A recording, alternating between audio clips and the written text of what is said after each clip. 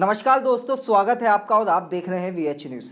छत्तीसगढ़ के बीजापुर में सुरक्षा बलों पर हुए नक्सली हमले का मास्टरमाइंड माडवी हिडमा इस समय चर्चा में है। 3 अप्रैल को बीजापुर में हुए नक्सली हमले में माओवादियों को हिडमा ही लीड कर रहा था।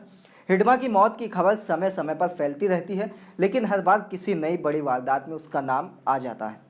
हिडमा के बारे में पुलिस और सुरक्षा बल के पास भी ज़्यादा जानकारी नहीं है।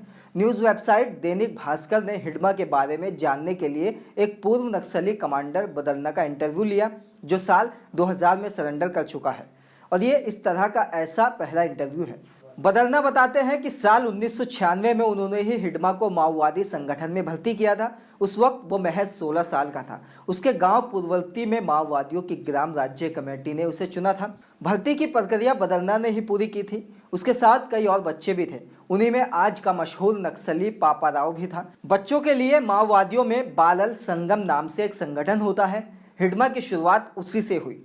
बदलना आगे बताते हैं कि दुबली पतली लेकिन चुस्त कद काठी वाला हिडमा बहुत तेज तर्रार था और चीज़ों को बहुत तेजी से सीखता था। उसकी इसी काबिलियत की वजह से उसे बच्चों की विंग बालल संगम का अध्यक्ष चुना गया।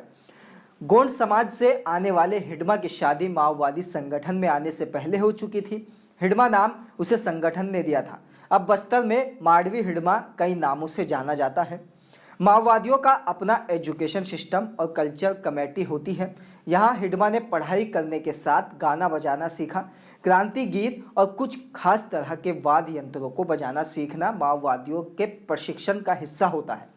बदलना बताते हैं कि हिडमा जितना अच्छी तरह एम्बुश लगाना सीख रहा था, उतना ही अच्छा वह वाद्य यंत्रों को बजाने में भी था। उसकी आवाज़ में भी दम है। उसकी तेजी का अंदाज़ा इसी बात से लगाया जा सकता है कि वह प्राथमिक उपचार की शिक्षा लेने में सबसे आगे था। ट्रेनिंग के बाद हिडमा की पहली पोस्टिंग महाराष्ट्र के गढ़चिरौली में की गई थी। बदलना बताते हैं कि 2010 में ताड़मेटला में 76 जवानों की हत्या के बाद उसे संगठन में अहम जिम्मेदारी दी गई। इसके बाद झीरम घाटी के हमले की रणनीति भी हिडमा ने ही तैयार की। 2017 में सुकमा के बुर्कापाल में सेंट्रल रिजर्व फोर्स पर हुए हमले का मास्टरमाइंड भी वही था। बदलना कहते हैं कि अपनी उम्र के किसी भी माओवादी से वह बहुत आगे था।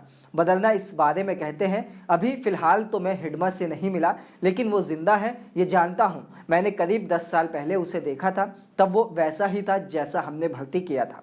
उस वक्त 30-31 साल का रहा होगा। अब तो वह 40 से 41 साल का होगा।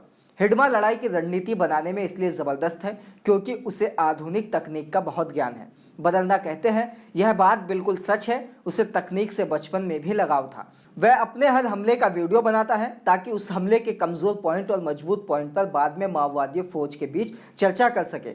हर हमले के बाद संगठन के अन्य लोग और हमले में शामिल कमांडर से लेकर सिपाही तक सब लोग इस वीडियो को देखते हैं और उसकी समीक्षा करते हैं ताकि पता लगाया जा सके कि आखिर कहाँ चूक हुई और कहाँ हमने पहले से बेहतर किया। जबकि सुरक्षा बल ऐसा नहीं करते। वहाँ रणनीति एसी में बैठकर वह अफसर बनाते हैं जिन्हें फील्ड में लड़ाई के लिए नहीं जाना, और फील्ड में जाने वाले सिपाही को बस निर्देश दिया जाता है। संघर्ष के बाद सफलता या असफलता की समीक्षा के लिए भी केवल अफसर बैठते हैं।